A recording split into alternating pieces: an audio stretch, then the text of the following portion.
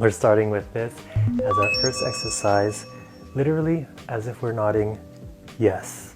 Yes to consistency. So I don't want you to bring your head too far back, and don't bring your head too far down.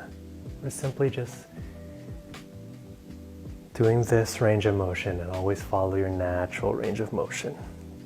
If you feel any pull at any point where it feels a little painful, scale it back a bit, follow your natural range of motion. So we're saying yes, yes to consistency.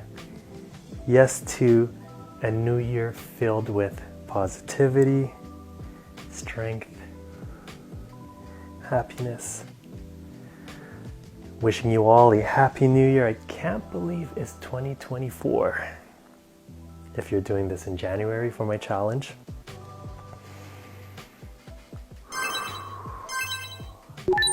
All right, so we were nodding our head up and down like we were saying yes. Now we're going to go from left to right as if we're saying no. What are we saying no to? Let's say no to self-doubt. No to quitting. It's okay to take rests. It's okay to recover, but we're never quitting.